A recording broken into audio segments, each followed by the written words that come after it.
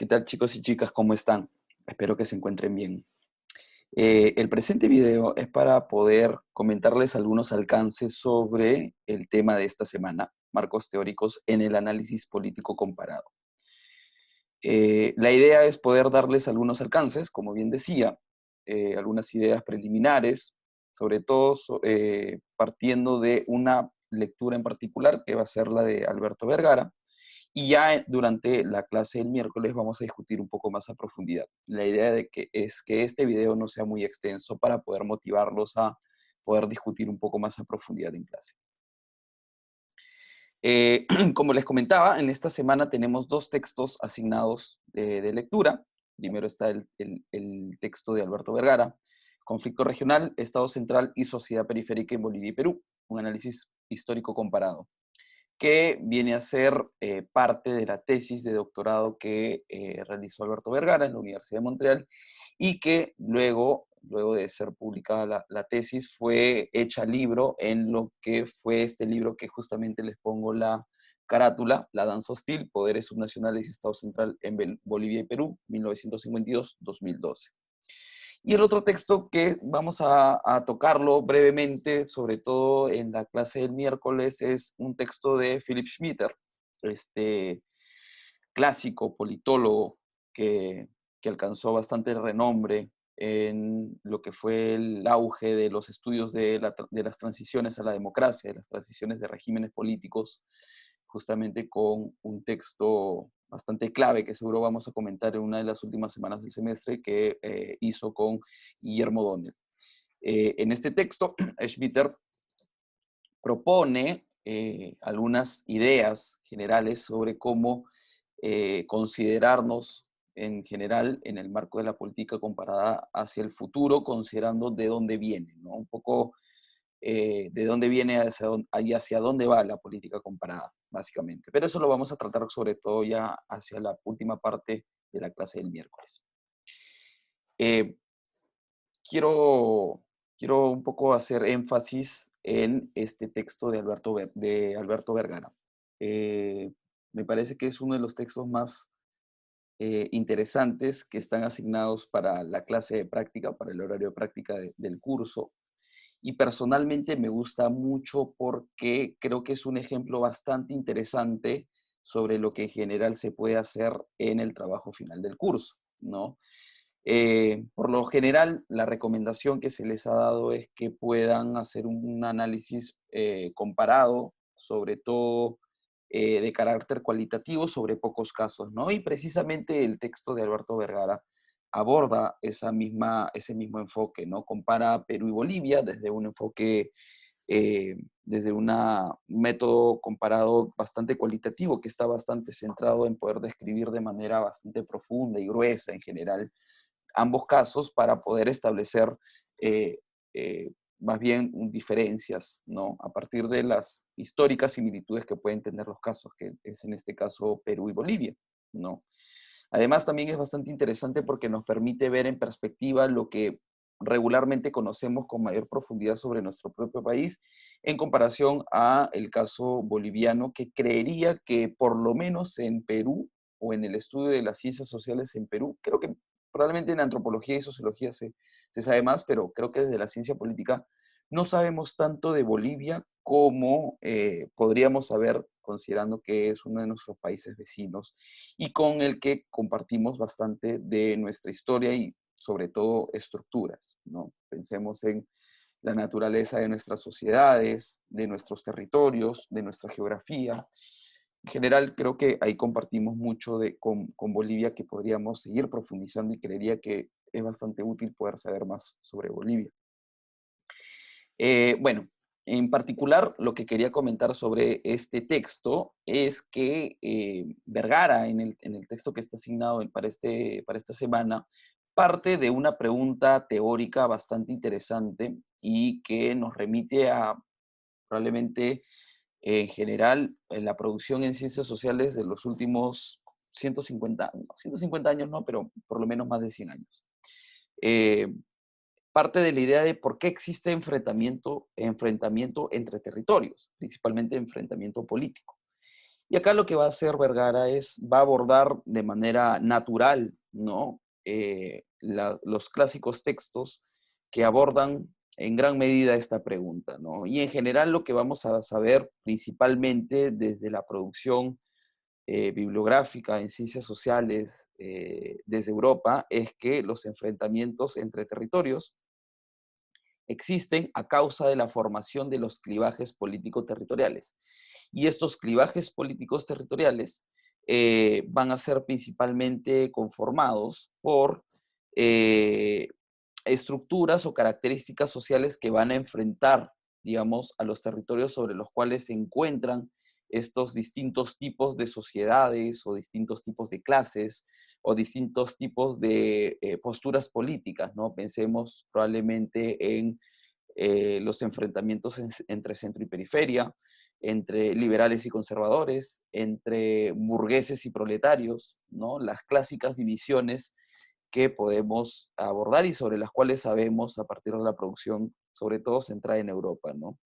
Pensemos ahí principalmente en las teorías liberales y marxistas que han sido centradas o construidas desde casos europeos y que en muchas ocasiones han tratado de ser implantadas o utilizadas para el análisis en América Latina de una manera infructuosa o fracasada, más bien, ¿no?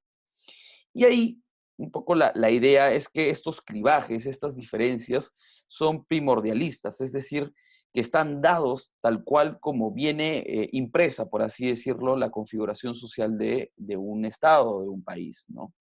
Y estos clivajes, estas características prácticamente naturales o dadas, van a ser luego funcionales con la construcción de un Estado nacional, ¿no? Probablemente en un enfrentamiento entre territorios, entre centro y periferia, ganará el centro y será el centro el que luego conformará y construirá el Estado-nación en su sentido más clásico, tal como lo conocemos probablemente desde la sociología política o sociología histórica.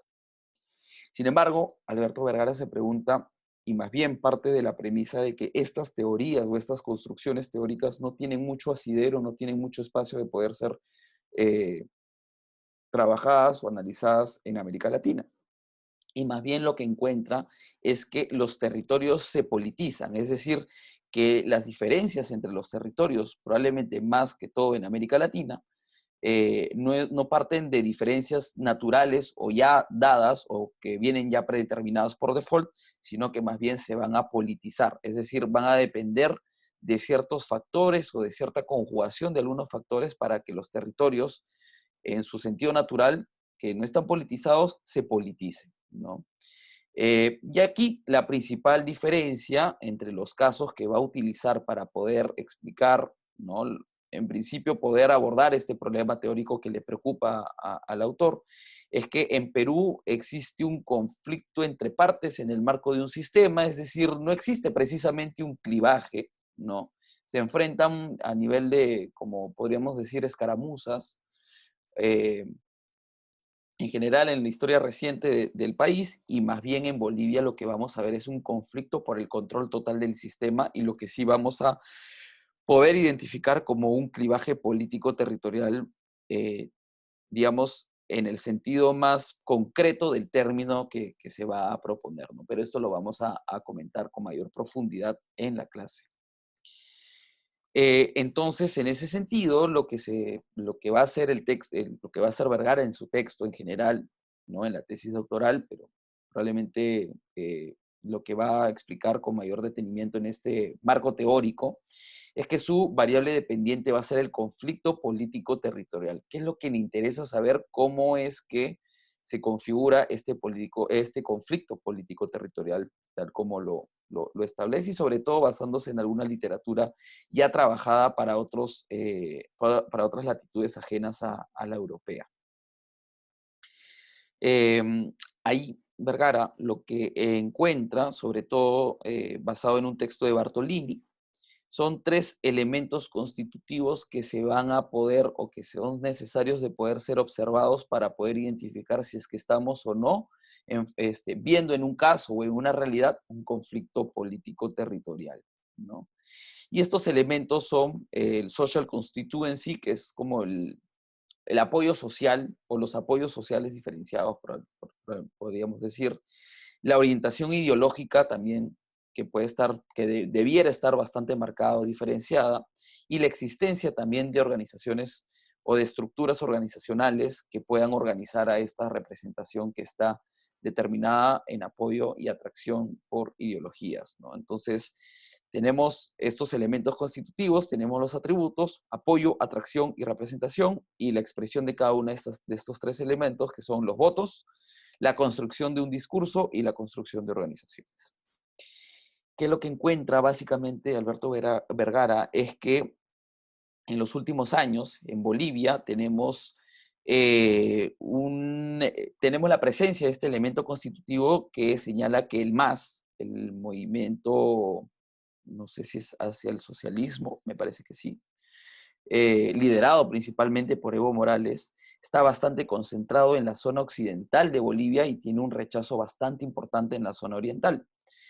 Existe también una gran presencia de una diferenciación ideológica en Bolivia, a partir de los discursos por la autonomía y el federalismo, principalmente desde el oriente boliviano. Pensemos principalmente en el poder político que se concentra en Santa Cruz de la Sierra. También podemos hablar de esta diferenciación ideológica o de esta polarización también, en cierto modo, el enfrentamiento político-cultural entre los collas y los cambas, ¿no? Los collas como los bolivianos de las zonas altas o del altiplano, y los cambas, que serían los bolivianos que no tienen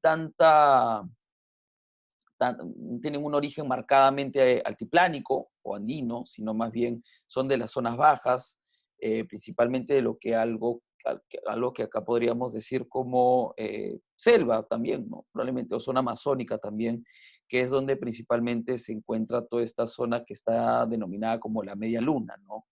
Principalmente Santa Cruz de la Sierra como este gran polo de poder político-económico que concentra eh, a este otro eje que enfrenta, digamos, Evo Morales principalmente, ¿no? Y bueno, finalmente también tenemos estructuras organizacionales bastante marcadas, ¿no? Podríamos pensar también en el MAS, pero también por el lado del oriente boliviano a los comités cívicos de defensa, ¿no? Si vemos, si comparamos con el Perú, el único elemento parecido es en el apoyo diferenciado a nivel de votos, que no está precisamente dirigido hacia un candidato o hacia un partido o hacia una ideología, sino más bien hacia un, una cuestión que es un poco más simbiótica probablemente en el Perú, que es el apoyo generalmente a una propuesta anti-establishment, o que un poco busca disputar el piloto automático, ¿no? O el modelo neoliberal, o lo que comúnmente conocemos como la normalidad desde los años 90 en el Perú. Y ahí no, lo que podemos identificar es que el sur andino vota de una manera particularmente diferente que el resto del país, ¿no?